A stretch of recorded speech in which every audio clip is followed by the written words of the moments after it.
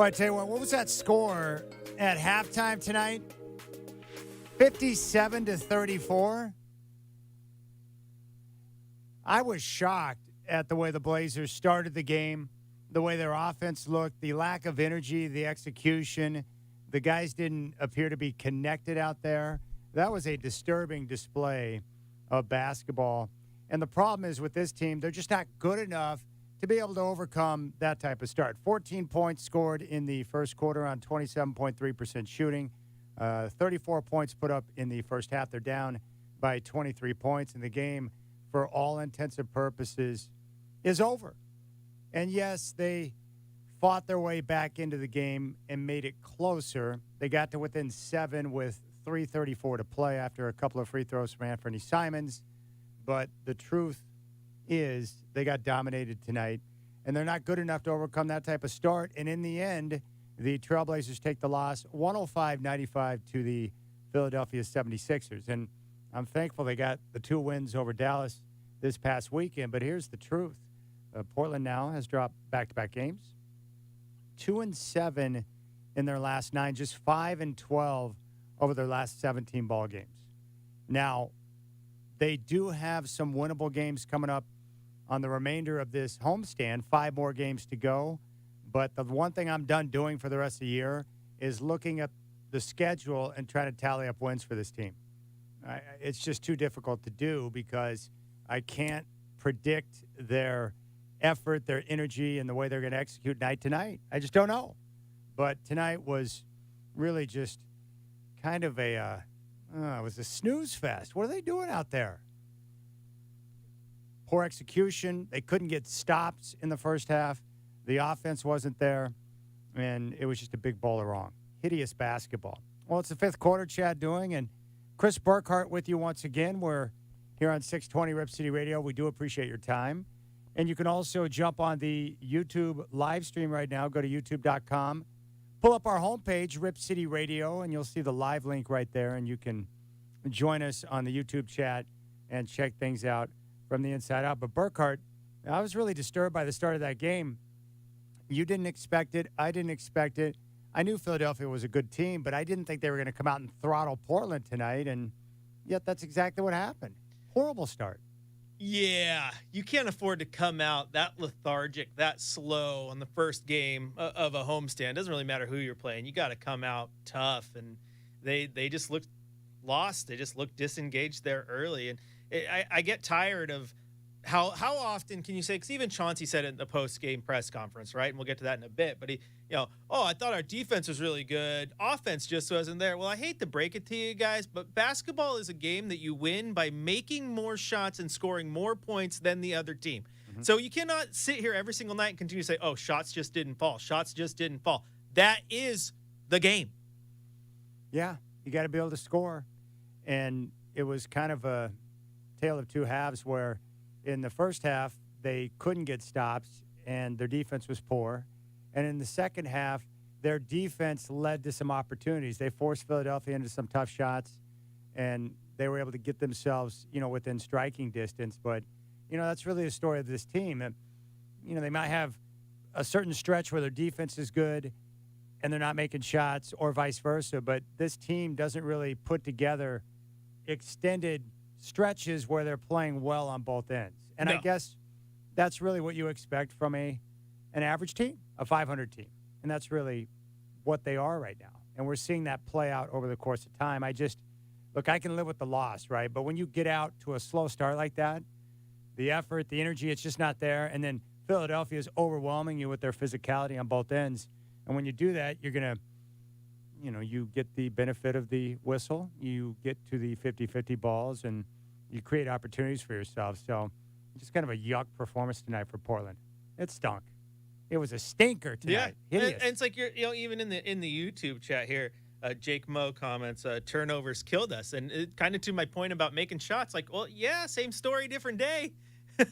turnovers every single night. Ball security, it's an issue. Yeah, and again, that's consistency, right? They had a couple of good games over the weekend against Dallas in terms of limiting turnovers. Charlie, how we doing?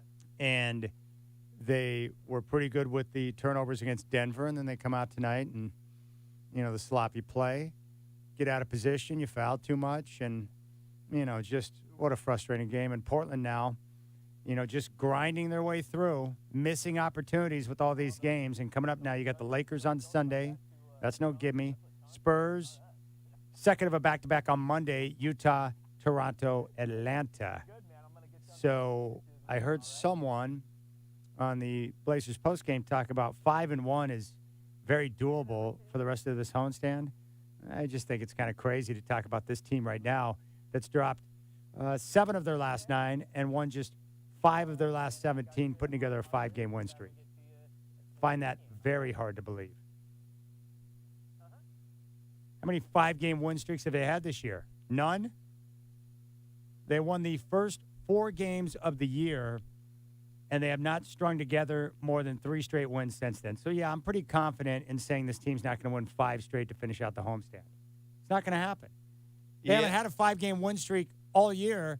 They're not going to suddenly snap out of this and put together a 5-game win streak to close out the homestand. Yeah, that one might be kind of rough. Huh. And I joked with a friend of the show, Keith, the other day. I was like, the Blazers, I got to look at this, but I feel like they might be setting some sort of record for the amount of times they've trailed by 20 or more points in a single season. It just feels like every game right now, if they ain't winning, they're trailing by 20. All right, I want to read this to you. This is from Brad Bakken, CBS Sports, covers the NBA, and he's a good friend of the show, but I respect him. He gave out his midseason grades. I'm going to read this to you and tell me if this sounds off base. He gave Portland a C- and wrote this. This is an absolutely average team. Not good, not bad. Certainly not what they had hoped they would become when they finally shook up their roster. I still want to believe that Gary Payton II is a major difference maker, and Portland will take off at some point, but I can't convince myself anymore. Everyone hammered Neil O'Shea for his reluctance or flat-out unwillingness to break up the Lillard-McCollum duo and or make strong roster moves during his tenure. But this is the other side of that. It's not easy to improve on what Portland was under O'Shea and Terry Stotts, particularly with a roster full of players that are worth more on the court than they are on the market. McCollum, Nurkic, Norman Powell, etc. Still, Portland fans just wanted to see some kind of front office action. So when Joe Cronin started shipping out pieces right and left and brought in Josh Hart and Jeremy Grant and Peyton and appeared to be building a more defensively equipped team, everyone got excited for a minute. But now the dust has settled. And what are the Blazers? Still a bad defensive team covering a vulnerable backcourt. Still a team trying to win in the tightest of margins. A team that has to rely on Damian Lillard or someone else playing hero in clutch time. Only that isn't happening like it did a few years ago. And suddenly, this team that has long lived in the neighborhood of a net neutral point differential looks in the standings like the exact kind of team it is. 500 more or less. With no real reason to believe it can become much more than that. So that's where we're at right now. The loss tonight puts the Blazers 3 games under 500 and searching for more answers. Telephone number is 503-248-0620. I mean, Burkhart, do you disagree with what Bakken said? I don't. I think it's a tough pill to swallow. If you're a Blazer fan, again, I think that early start, hurt everybody's expectations. Because everyone did what they shouldn't have done, and that was move the goalpost. Shouldn't have done that. They really are who we thought they were. If they didn't have that hot start, Chad, but we're still, 2 games under 500 at this point, you'd be like, okay, good. The rebuild's going how we want. You're a piece away. But because you had that hot start, everything changes. Because, again, you saw that little glimpse of what they can do when all cylinders are firing. All right, tonight, game-high 32 points for Joel Embiid. Triple-double for James Harden, 16 points, 10 rebounds, 14 assists. Dame scored 25 to lead the way for Portland. Jeremy Grant, 24 on 8 of 14 shooting. Chris Burkhart pointed this out, too. Disappointing effort tonight from Nurk, who was 2 of 9 against Denver, 2 of 10 tonight against Philly, 4 points, and dealt with foul trouble. Inconsistency once again from Yusuf Nurkic.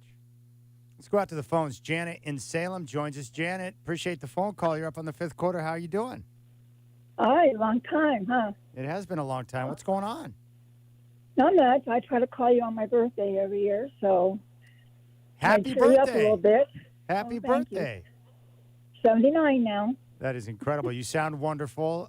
What did you do Oh, I today on your am. birthday? Let's see. I went to free breakfast at Denny's, and went shopping with my girlfriends. Went out to a movie with my daughter. So yeah, I had a kind of a full day. That is terrific. You know, it's nice. I would imagine for you, it's 79 to be able to go out and do all the things you did and have movement and be able to enjoy life. Yeah, it's great. I got a car this summer, so I get around a little more now. Oh, you did? Well, that's awesome. Get a chance to cruise around town. Good.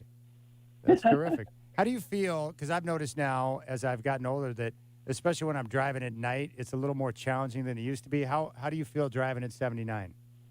I'm trying not to drive at night if I can help it. My Yeah. daughter wanted me to meet downtown. I said, no, I'd rather not drive. So she came to pick me up. Well, that's very nice. Very I don't feel that comfortable because I don't see dark objects. Like I have a homeless camp here across the street, and I almost hit a guy crossing the street a couple of weeks ago as I was turning. I said, no, I can't do this. I can't drive at night. Yeah, nothing wrong with that. Understand your limitations and operate in that fashion. I like it, Janet. Hmm. Well, I'm so glad you called in. Well, try to cheer you up a little bit. I know our team isn't doing that great, but I have hopes that it's going to get better. Well, I'll tell you what, Janet, you did make my night. I appreciate it. Happy birthday. And if it's okay, I'm going to play a little happy birthday song here on the show. Is that cool? That's fine. There we go. Thank you. You got it. I appreciate it, Janet. There's Janet right there in Salem, calling into the fifth quarter, her 79th birthday.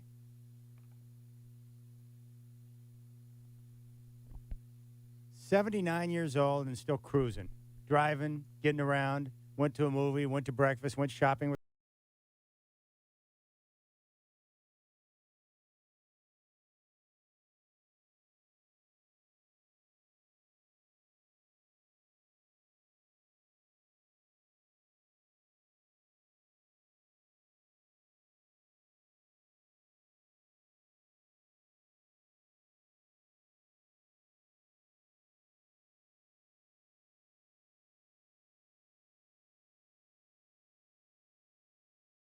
Rip City Radio, celebrating the birthday of Janet, calling in from Salem, 79 years old. Oh, my goodness. That's pretty good. She had a day, man. She had a day today, Chris. Yeah, and we've kind of gotten a full circle with that. I want to be on Ramblin' Rod again now. Me too. Let's go out to Charlie. Charlie, what's up, man? Fire away. You're up on the fifth quarter. All right, the fantastic play of the Blazers has me looking more forward to more throuple conversation later tonight. That's at least something to look forward to. But anyway, I was really, really disappointed with Chauncey's post-game comments. Don't lie, man. And if you really do believe that was good defense or good enough defense to win, you need to quit, because you don't have 34 points at halftime because of bad offense. You have 34 points at halftime because of bad defense, too. You're creating some turnovers. You're getting some boards and going the other way, pushing it, getting easy baskets. If you're actually playing good defense, they weren't. They were playing lazy defense. Yeah, you know how easy it is to play good defense when you're down 25 points? Pretty easy, because the other team is not exactly focused on getting a great shot. They're floating. We're up 20. Of course, they took some bad shots in the second half. I mean, we've all been in games to 11 in the courts, where you're up 9-2. You're not working for a great shot when you're up 9-2. You only need two more buckets to stay on the court. That's a joke, and I'm just really frustrated that he had enough nerve to pretend that we as Blazer fans don't know the difference between BS and real talk. Yeah. He usually gives us real talk. That was BS tonight. I appreciate it, Charlie. That's a good phone call. And you did mention thruple, which is nice. Simons to Nurk. Bounce pass to a cutting Dame. Throws into the corner. Bounce pass to Grant. Wide open three. It is good. Jeremy Grant hits the thruple to give the Blazers the 55-54 lead. Timeout Nuggets. 4:05 to play in the half. Legendary call from Travis Demers. That's never going to Jeremy get old. Grant hits the thruple. Let's go to Mary in Southeast. Mary, love you on the show. What's going on? Hi, how you doing tonight, Chad? Not too bad. How about yourself? Oh, all right. Yeah, it was pretty darn disappointing. It was just, gosh, what a terrible start. And it's like there's just so many games where they've gotten, trying to come back from behind, and they just can't continue to. They're not going to win. But I tell you what, I do want to have to say tonight is that I was so disappointed to hear that GP2 was not playing. Yeah. And with a contusion. And then I said it a few days back, and I know Godfather wasn't too keen on that. But I'm saying he doesn't really, really, really want to play, because I think there's other guys that have played with some bruising contusions, and it just doesn't seem like he's that serious to want to be out there. And it's great that he's good on the bench as a cheerleader, yay, hey. But we need somebody that's going to play. So I say cut our losses and let them go. Well, I tell you what, Mary, you bring up a great point, because regardless of what his true intention is, it's all about the optics of the situation. And his actions would indicate or speak that he's not real serious about playing basketball, right? Yeah, that's right. Actions speak louder than words. And I just don't have a lot of trust and faith in him right now. Yeah, and you're not the only one. His teammates don't either, Mary. He's frustrated people within the organization. His teammates obviously frustrated with his long delay to return to the lineup, and because they know he's a guy that can help them when he's out there on the floor. So I was, it was very frustrating to see that he was downgraded and out. And Burkhart, how many different injuries now has he been out with? Is this the third? It's multiple, right? Obviously, core, then there was ankle, now it's contusion, and there was abductor, right? Yes. So at least 4. Yeah, that's a problem, Mary.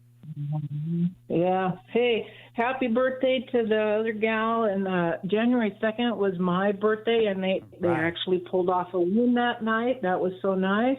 I got a birthday present from the Blazers. But all right, we'll just keep pushing forward, and we'll see. Right. I want to get some other big name here before the trade deadline. Well, that'd be nice, wouldn't it, Mary? I appreciate it, and happy belated birthday to you. Let's keep things rolling on fifth quarter. If you're on hold, stay there. We'll take more of your phone calls next. We're going to hear from Chauncey Billups later in the show. Final score tonight from Moda Center, 105-95 Sixers get the win. Portland with a season-low 34 points in the first half. 503-248-0620. Your phone call is coming up next on the fifth quarter.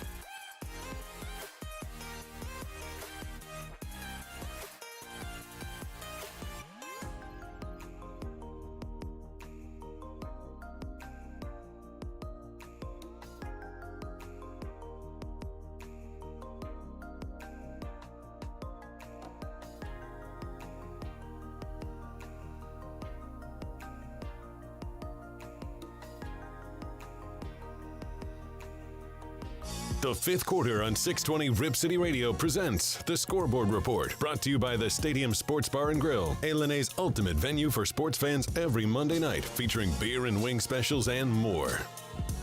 All right, checking the night in the association. We start out in Detroit, where the Bulls take out the Pistons 126-108. DeMar DeRozan, 26 points and 9 rebounds. A final in overtime in Boston, Celtics 121, Warriors 118. Jason Tatum, 34 points, 19 rebounds, and 6 assists. Steph Curry with 29 points, 7 assists, and 3 steals. In Minnesota, the Timberwolves over the Raptors, 128-126. Kyle Anderson with 20 points and 10 rebounds. Scotty Barnes, 29 points, 8 boards in the loss. In Phoenix, the Suns take out the Nets 117-112. DeAndre Ayton with 24 points and 14 rebounds. And, of course, the final tonight in Portland from Moda Center, the Sixers over the Trailblazers 105-95. Joel Embiid had 32 points and 9 rebounds. Triple-double for James Harden, and Damian Lillard led the Blazers with 25 points and 11 assists. Telephone number is 503-248-0620. We'll go back to the phones in just a moment, but let's check in and hear what Anthony Simons had to say after the game. Turnovers and then second half. I mean, is that what got you back in the game in the second half? Yeah, for sure. I mean, obviously we wasn't making shots as well, alongside with the turnovers. So I think we just dug ourselves a hole, but I think we did a good job of digging ourselves out of it. Making a game in the fourth quarter and having a shot from there. It was just two different halves. Offensively, I think defensively we was fine the whole game. I think offensively we were just missing a lot of shots that we normally make around the basket, some threes, and so I think that was the difference in the first and second half. Is that one of the most physical teams you've played? I mean, I wouldn't know, but they look real physical, at least in the first half. Yeah, they're pretty physical. Honestly, I don't really think about it too much when I'm out there, but they're probably one of the more physical teams in the league for sure. They got the size, and most of the guys are pretty stocky dudes. So they play into their strengths, which is be more physical and send everything up to the big fella. So. You got this homestand coming up, and obviously it's nice to be home, not be on the road. What do you have to do to get past this game? Just turn the page, learn from the last game on how to. Some things you can't control. Obviously, we can control the turnovers, that we had, but sometimes the shots are not going to fall. But all in all, I think we need to find ourselves, getting some easier baskets, and especially when we're not making shots. So I think this homestand is coming great for us to be home, enjoy our families a little bit, get a little, family time for us to reset and go back into work and try and win games this homestand. All right, there you go. There's Anthony Simons following the Blazers 105-95 loss tonight. And, rough start for the Blazers, trying to dig themselves out of a hole throughout the game and just too much to overcome. Down 23 at the half and scoring just 14 points in the first quarter. We'll get back to the phones in a moment, but let's get to our drive of the night. It's time for the Portland Trailblazers Drive of the Night, here on the fifth quarter, hosted by Chad Dewing, 620 Rip City Radio. Drive of the Night is brought to you by Dick's Chrysler Jeep Dodge Ram of Wilsonville, ready to compete with the lowest prices in town. There's a three from Tobias Harris. That's no good. Simons tips it to Jeremy Grant. He gets out and runs. He drives on Embiid to the rim, reverses it through. All right, 503-248-0620. We go back to the phones. Let's go out to Tony in Vancouver. Hey, Tony, welcome to the show. What's up? Hey, Chad. We've been playing the appease Dame game here for about 8 years now. They need to sit down with Dame, and he's a hero in this town, as we know, and he's loyal to this town. But he isn't getting his worth isn't going to be ain't going to be worth nothing here in 5 years, and this team isn't ready to compete. They need to turn the offense over to Sharp and Simon. I think they're being held back, appeasing Dame and Dame being ball-centric. They need to sit down with Dame and find out where he wants to go, what contender he wants to go, and package him for the best they can get and turn the offense over to those two guys and see if they can flourish. that making sense? Or No, I do. I understand what you're I saying, mean, they've been Tony. trying- And you're not the only one that thinks that, if you look, everyone loves Dame, but there are people who believe that the best thing for the franchise would be to move Dame now, get as much in return as you possibly can, and then build around Anthony Simons and Shaden Sharp, and then use the assets you get back in the Dame deal to further build the team. But the reason why I don't discuss that option is because I don't believe the Trailblazers will deal Dame, and Dame has given no indication that he wants to go anywhere. And they did lock him up to that 2-year extension after the season. Let's go out to Muhammad in Portland. Muhammad, my man, what's up? How you doing, man? Brutal game tonight, man. You like that start? 14 points in the first quarter? Solid. Yeah, it was ridiculous, but I kind of wanted to talk about Damian Lillard too, and I have a few things to say because I think the Blazers they really looked at the Warriors and thought they could do the same thing that they did, like have a bad season and then regroup and get together. I think Blazers look at the Warriors a lot, even with how the Blazers had a small backcourt. Warriors didn't exactly have a small backcourt, but they really look at the Warriors and think they're the Warriors, which is bad.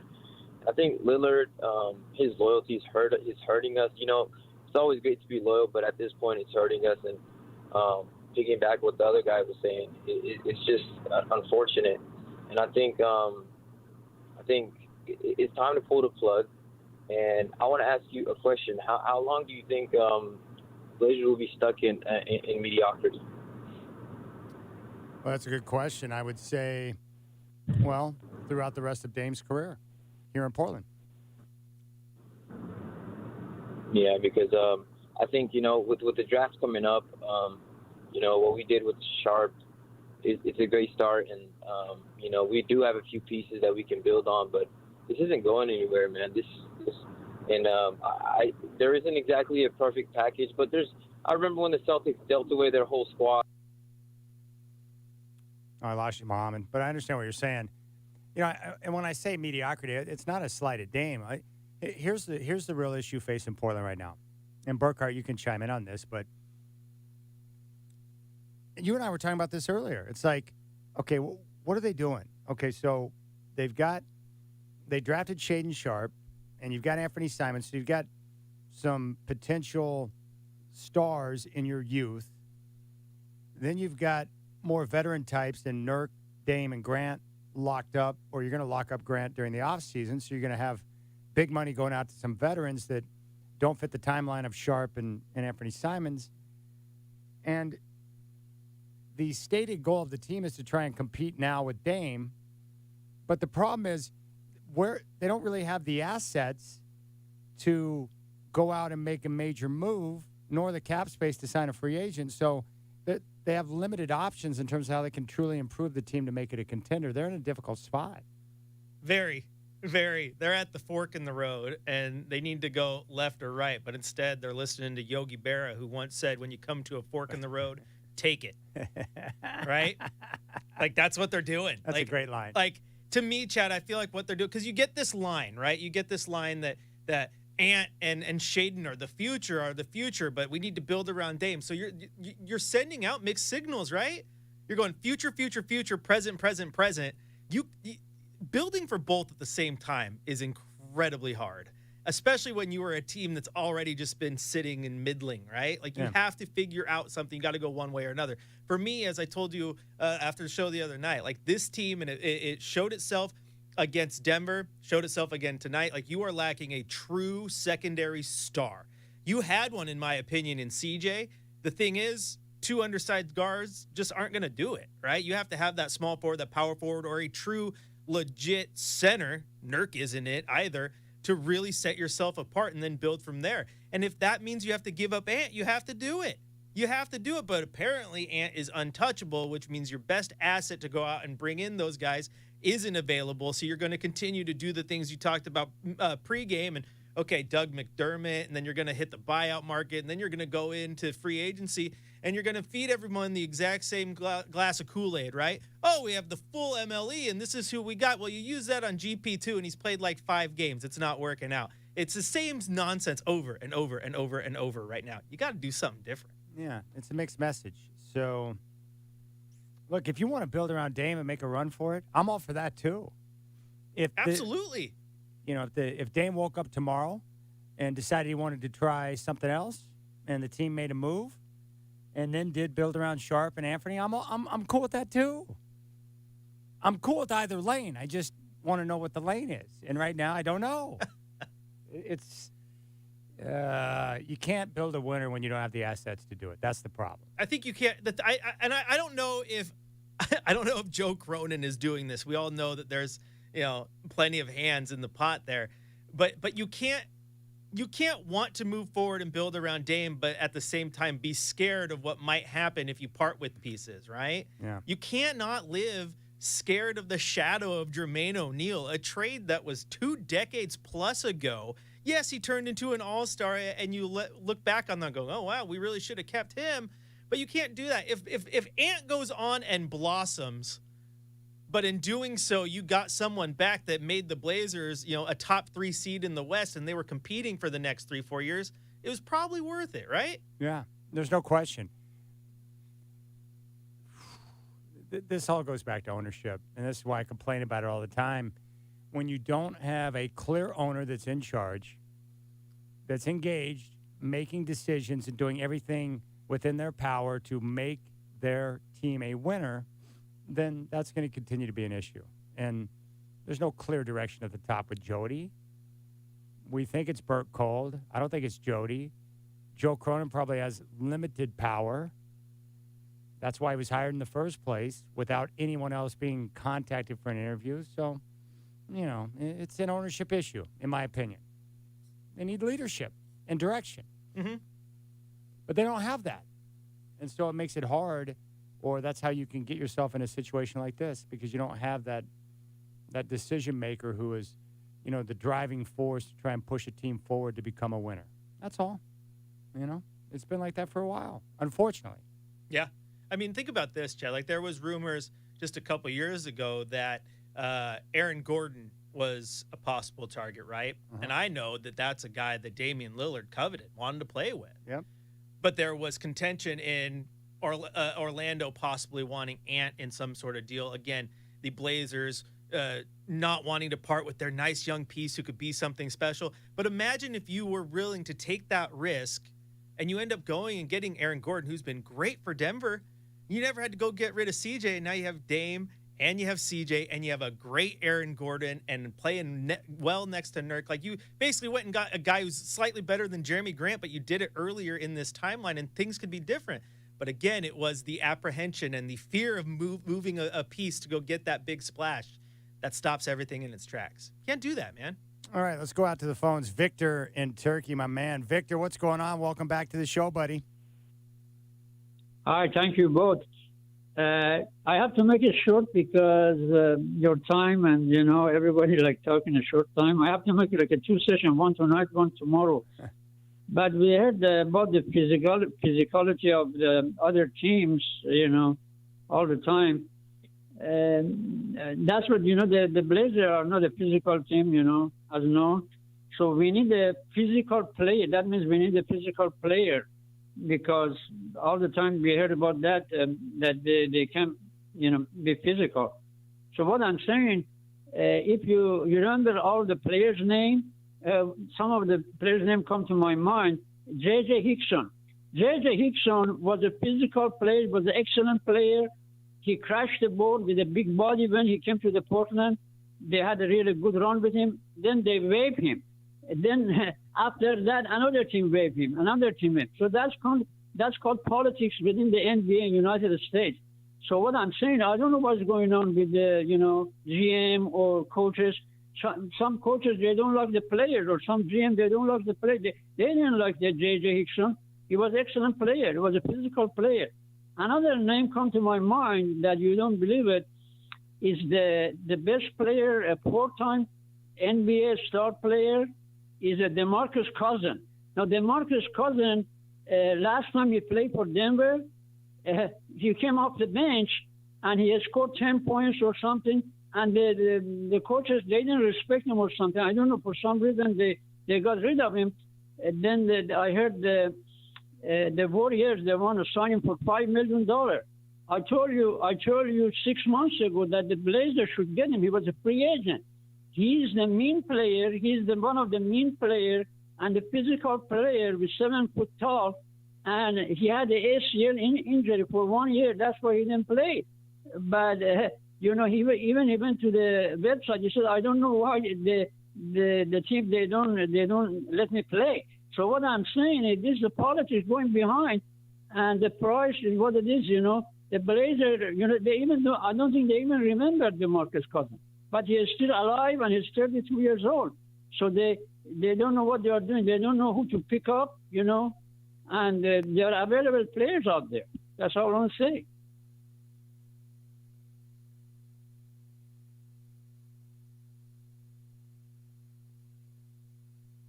Helps if I turn on my microphone. I was talking to myself. I was having a great take.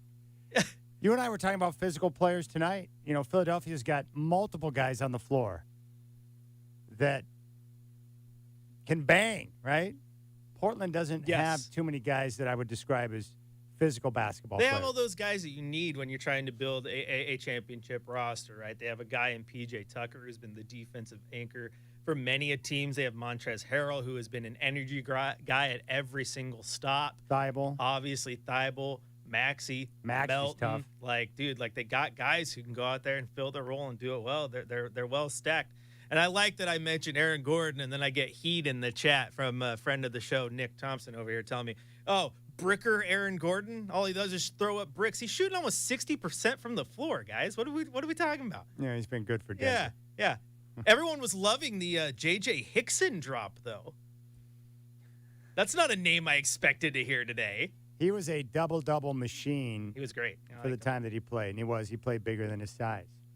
Telephone number 503-248-0620. 503-248-0620. Let's get to the shot of the night here in the fifth quarter.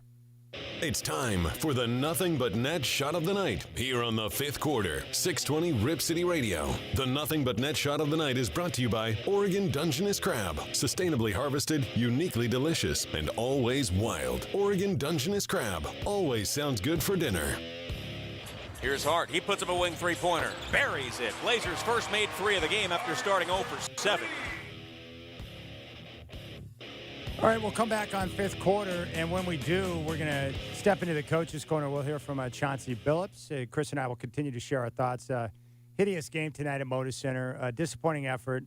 Really shameful the way they started the game. Down 23 at the half, put up 14 points in the first quarter. En route to the 105-95 loss to the Sixers. They've dropped 7 of 9, just 5-12 in their last 17. 5 more games upcoming on the homestand.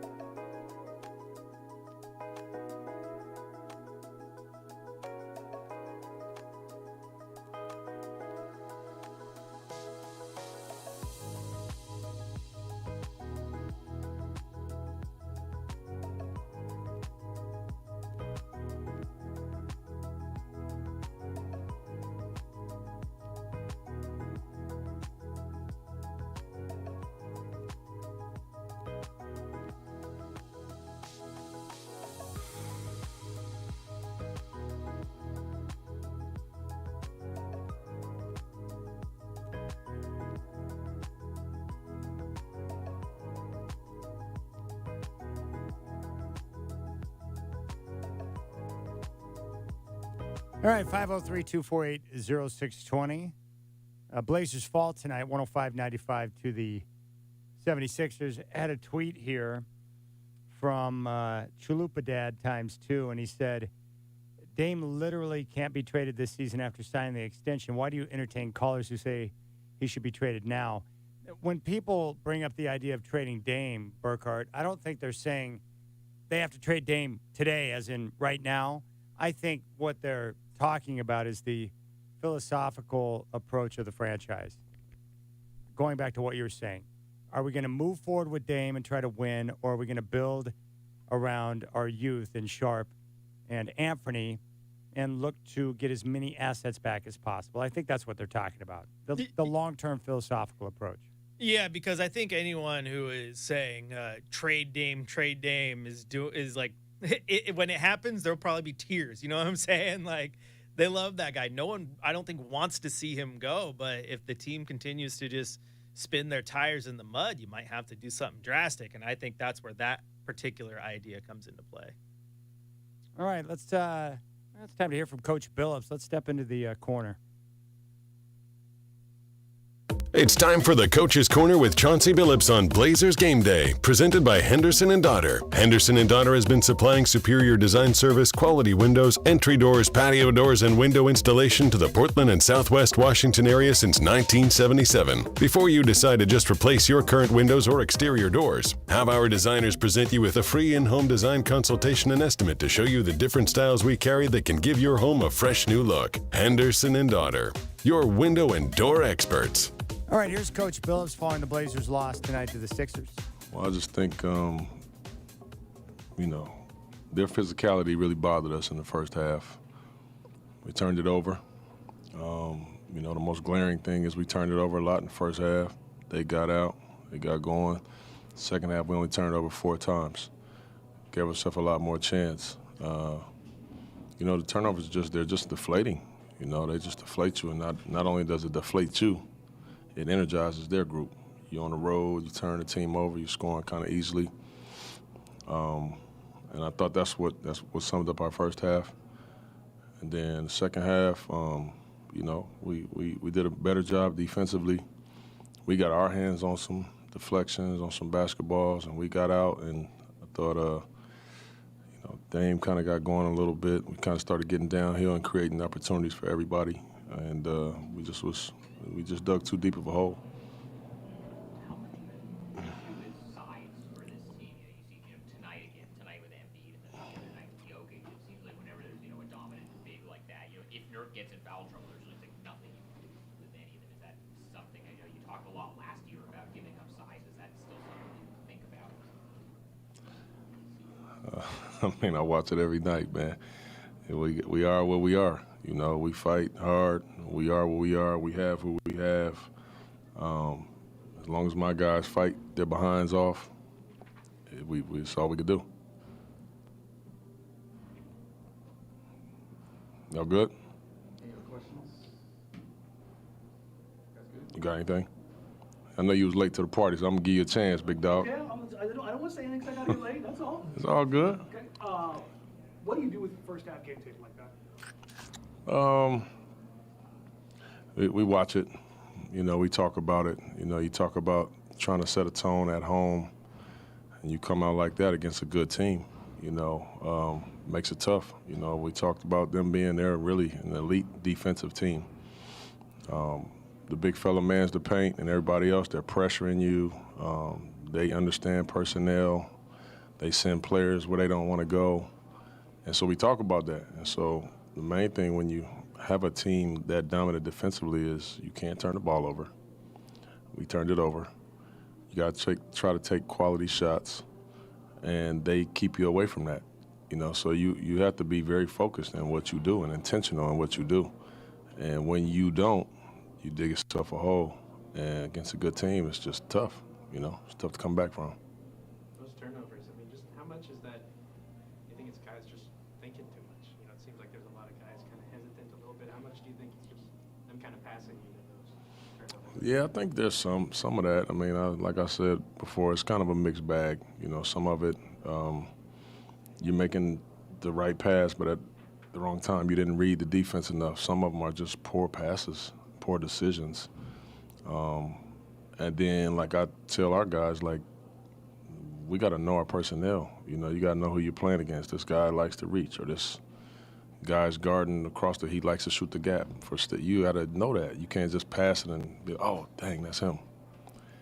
You know, you got to have some. You got to study and understand it. You know, to slow it down. But we've been really so much better with that as of late.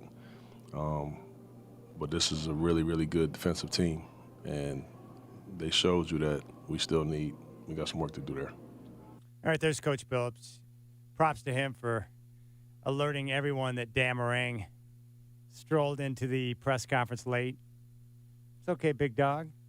I know you're late to the party. I want to give you a chance. Love that. He goes, I don't want to say anything because I walked in late, then immediately asked a question. I love it.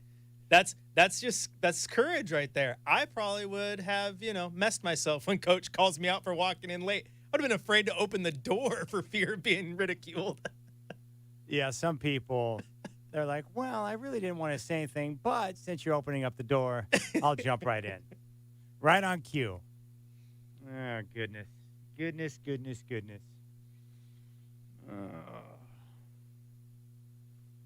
I don't know what to think. Lakers on Sunday, like that game's not even a gimme. It's not a gimme. No, it's not. Again, it's okay to be irritated here. These last two games you knew were going to be rough goes. Rest of the homestand is where you really get an idea of what this team truly is. You are either good, you rebound, you win 5 in a row, like you said, is probably not going to happen. If you end this homestand 4-2, though, I mean, you're still in a better spot. 3-3, I think, is meh. But if you're worse than that, man, you really have to reevaluate what's going on. Well, I just laughed. I think it was Mike Lynch. He's like, 5-1 is still possible on this 6-game homestand. And I looked at the schedule that's upcoming: Lakers, Spurs, Utah, Toronto, and Atlanta. And then I gazed through the rest of the schedule. I'm like, they haven't won 5 straight all year. They won 4 straight to start the season. They haven't had a 5-game win streak. So, like I said, I just don't think this team right now is in a position where you can just put a check mark by certain games. They got to go out and earn it right now. So, yeah, Lakers, Spurs, Utah. Yeah, they got some winnable games coming up. Yeah, when you sit there and go, 5-1 is still achievable. That's like, when the Blazers win the first game of the season, everyone goes, 82-0, still in play. Like, yeah, technically yes, but we know better. There are people that say that too. 82-0. Let's go out to Manny in Eugene. Manny, appreciate the phone call. You're up on the 5th quarter. Fire away. Hey, Chad. Good to talk to you, man. I'm glad I found you on YouTube. I used to live up in Portland, and now I'm down in Eugene, but I was just scrolling on YouTube, and then I see that you're on there right now, so it's pretty good to see you. Now, how do you like by the way, how do you like the YouTube live chat? How do you like that that element of being able to see inside the studio? Oh, I think it's awesome. I think it's great. It's a lot better than, visual is always better, so I like it. That's awesome, man. That's good to hear. I like that. Yeah. What I wanted to, I've been a Blazer fan all my life, but I'm also, I don't know if I'm alone in this and thinking this way, but at this point in the season, I know we got Jeremy Grant and we're trying to, move forward and everything and get closer to a championship, but I just don't see it. Sometimes there are talented teams that have a lot of talented players that should have a better record. They just don't mesh well. And I think that's kind of what's happening with the Blazers. For one reason or another, they're not meshing well. They're super talented, their starting lineup is, but, that doesn't really mean anything. A lot of teams are super talented in the NBA.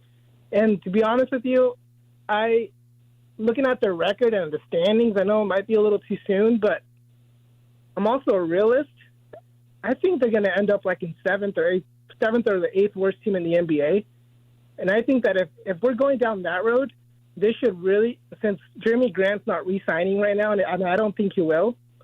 I think he's going to go to the Lakers in the offseason, by the way. But I think he's going to pull LaMarcus on us. And I think that this is probably the last season Dame's going to be with the Blazers, sadly.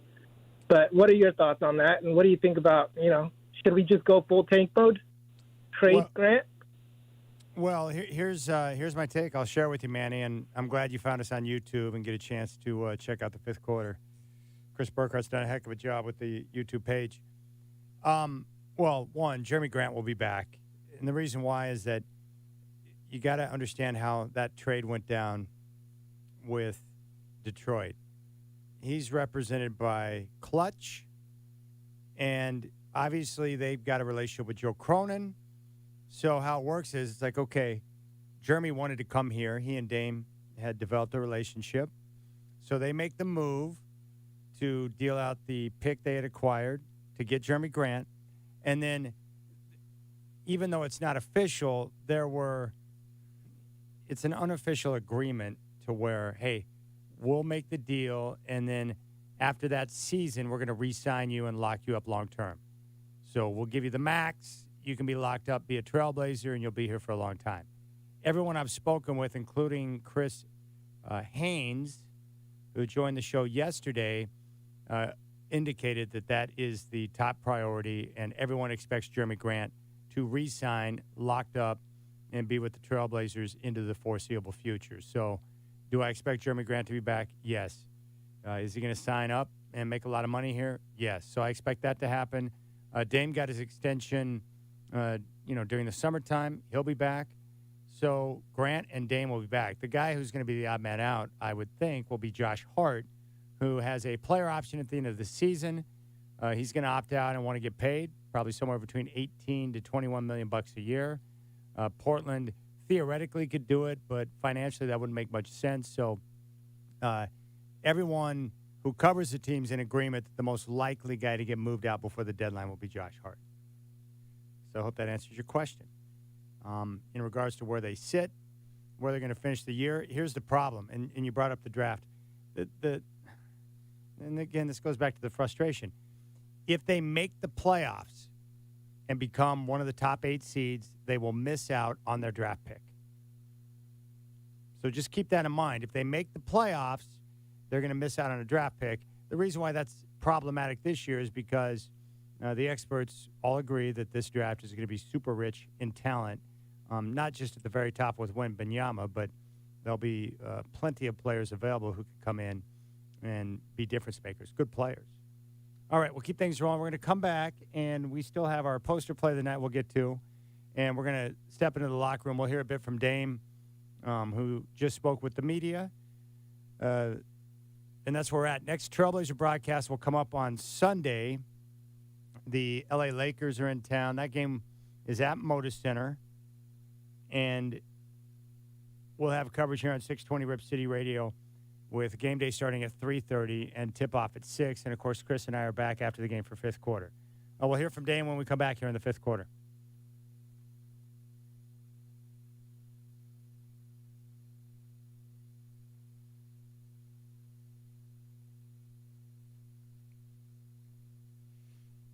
All right, YouTube chat, how we doing?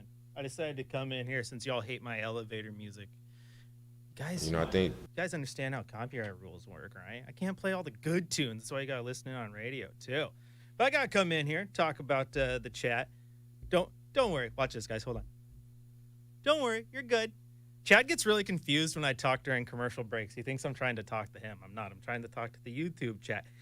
But no, I like how we're confusing people here, trying to get them confused, spitting facts. You guys see that that go down with KD and Stan Van Gundy? Stan Van Gundy tweeting about players getting injured. KD's like, oh, Stan's spitting. And, like, Stan took offense to it, like, didn't realize that spitting meant, like, yeah, you're talking facts, coach. It's kind of a funny little interaction. But we can look at some of the comments here. Nick wants to fire Billups and hire any available person on the market, off the market, on the corner of the street in any given major NBA city. Some names look fun. Some names not so much. He did mention Avery Johnson way earlier in the chat, which had me laughing. I liked the little admiral. He was kind of fun. Han in King City doing all the fun work for us, making sure people like, share, and subscribe, which is awesome. Big shout out to Manny, who chimed in as well and said that he found us via the YouTube chat. So you guys, that's all you. That's all you. Yes, we're doing some stuff to grow, but when you guys comment in that chat and you guys have great conversations back and forth as you are every single night, that's what gets people in the chat, liking the chat, and watching from afar. So that is pretty awesome. So you guys keep doing you. Even like my guy Elton, he subscribed all because he just wanted me to acknowledge him. He's like, Chris, someone say my name. I'm right here, and I did. And then he subscribed, which is pretty awesome. But no, you guys are awesome. Sue, I appreciate you for liking the elevator music. The elevator music is good. For what it is, it's free, copyright-free music that I can play without worrying about us getting sued. So I got to do it. The biggest thing is if you aren't familiar, if you play music that is copyrighted, some artists don't care, but other artists will have built-in stuff that automatically flags the video. So these live videos would just start getting taken down from our YouTube page, which isn't cool. If you guys didn't know, YouTube archives them so you guys can go all watch them later, which is pretty awesome. You want to get in on that. So anyway, what else we got here? Rachel says maybe I can play her Tall Tim's Careless Passes. I'm pretty sure I could reach out to Tall Tim and get the go-ahead to allow that to be a copyrighted song that we are allowed to play, which was a great song. Except the day that we played it on here, I was an idiot and forgot to push one of the buttons live, and the YouTube chat missed it. But anyway, you guys are awesome. I'm going to kick back to our little elevator music just for a sec here. We got about 30 seconds, about a minute till we're back to air and have some more to talk about. We will be right back, guys.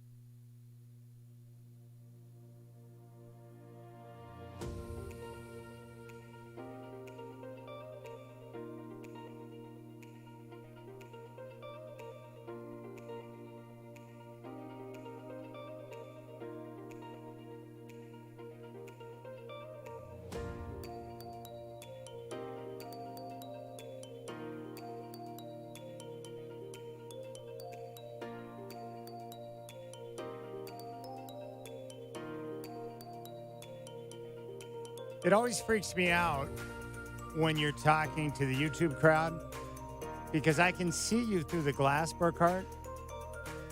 And I'm like, I can't hear you. And I think you're talking to me. And then I realize, like, oh, he's talking to the YouTube crowd. It fools me every time. I got to talk to my people. I got to give them what they want. That's okay. Sometimes they complain about the elevator music I have to play, so I saved them from the elevator music for one break and talked to them, interacted, and gave them my thanks for all the hard work they're putting into making that chat pretty awesome. Oh, they get pissed off at you for the elevator music? Only our friend Nick, who says it's the worst and that it kills our production value. I don't know. I got the song right here. Did you hear about David Crosby, who passed away today? Yeah. Age of, I think he was 81. Yeah, he was up there. Great songwriter. Part of Crosby, Stills, Nash and Young. Kind of a gentle soul. And obviously had a hard life, battled addiction, but made it through that. And I've had a chance to listen to a number of interviews with him recently. I'm always listening to, anytime I can dig up history on music, musicians and people, especially through the 60s and 70s, I enjoy it. But this one here, David Crosby, Hero. I think he did this one with Phil Collins.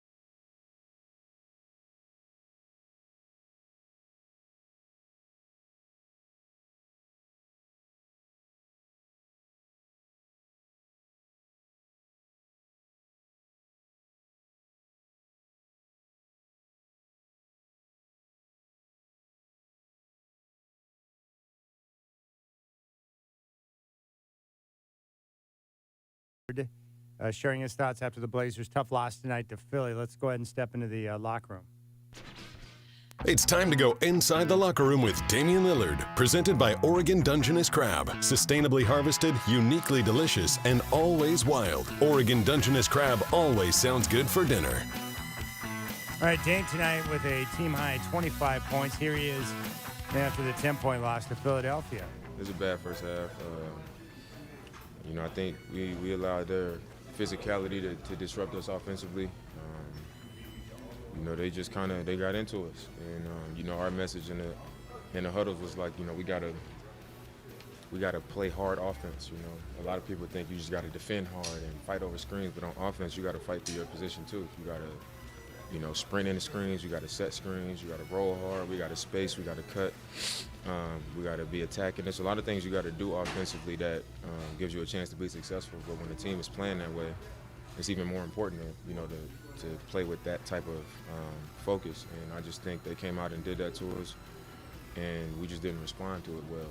And they jumped on top of us. And when we started to play how we needed to play, you see how the game turned. We gave ourselves a chance. But anytime you're playing against a really good team with good players and you dig yourself that type of hole, and they start believing, even when you climb back into the game, it's like that takes so much out of you that getting over the hump is going to be even harder. And I think that was the situation that we was in tonight. Do you feel like you guys were getting good shots in the first half? I thought we got some. We was getting solid looks, in the first half. I just think that they just made us, uncomfortable. It was like they wouldn't let us just play comfortable, so everything was like sped up, and even when we got good shots, it was like we were just rushing to get it there, like, oh my God, it's a shot. And that's just, you got to give credit to them for speeding us up that way. We turned the ball over. I think we had 12 turnovers at halftime. They just kind of had us out of whack a little bit. And like I said, against a really good team, you can't put yourself in that position and expect to win a game. Is size an issue with this team? Because, tonight with Embiid, the other night with Jokic, it seems like whenever you go up against, one of those like elite centers like that, if Dirk gets in foul trouble, there's nobody else that you can even put in that can do anything with a guy like that. Is it something that's kind of an issue? Yeah, I think it is. We're a small team. A lot of times we're undersized out there. And we can play as hard as we want. Sometimes, we out there working. You see Drew go contest a shot, and the ball comes off, and it's like we right there battling. But if the ball is 9 feet in the air, a big guy's gonna get to it before one of us is gonna get to it, even if we battling our ass off. So, I think we are a small team, so we got our work cut out for us to begin with. And, once we play against, some of these guys with that type of size across the board, we got to be even more locked into, putting our bodies on guys early and try not to get into a situation where it's just a jump ball, basically. Not just tonight, but just in general.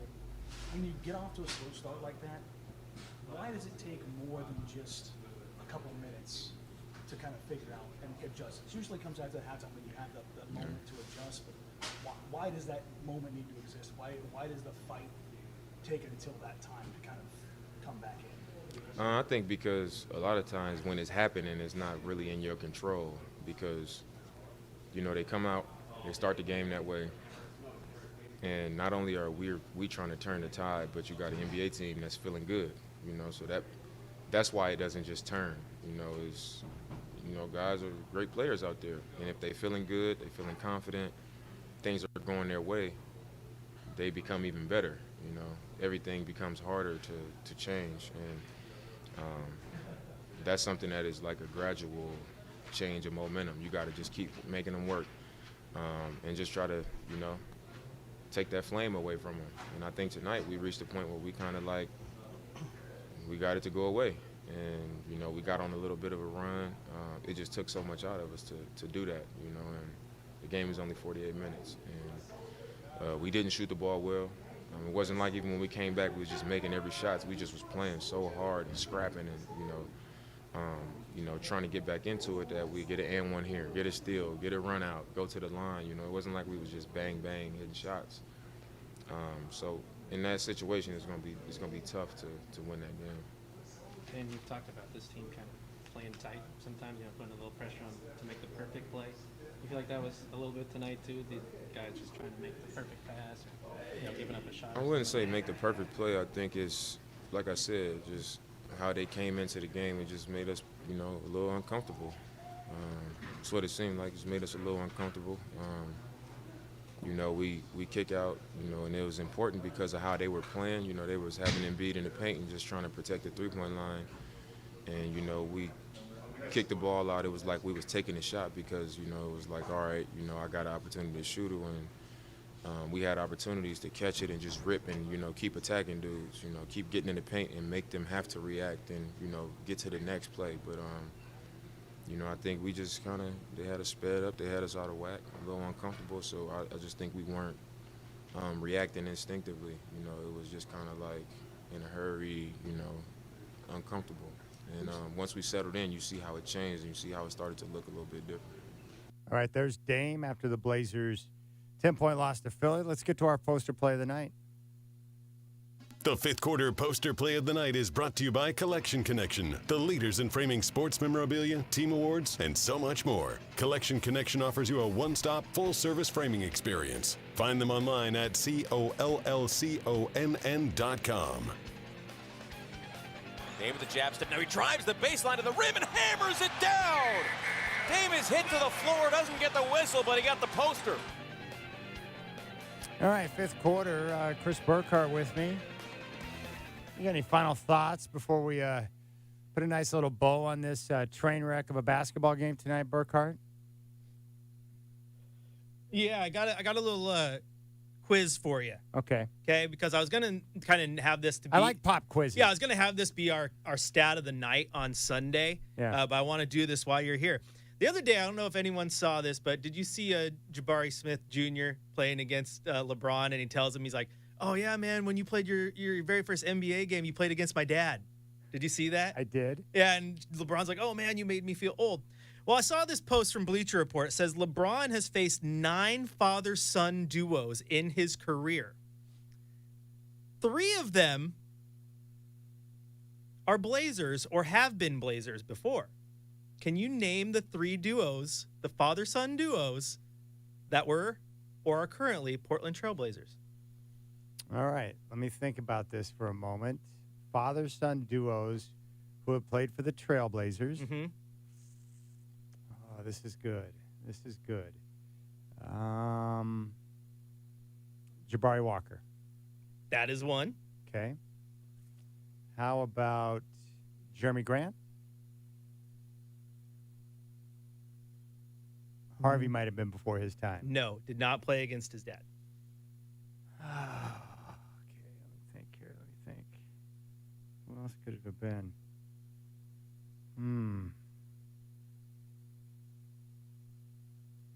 All right, I'm going to need some help.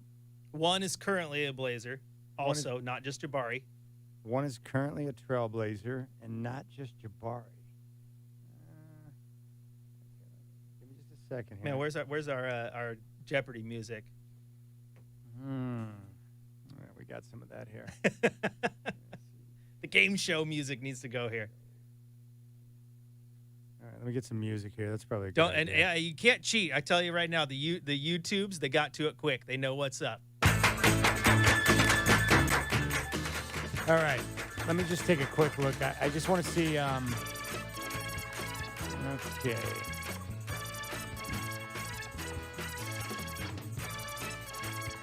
Thinking. Gary Payton? Gary Payton is one. So you got Okay. one more.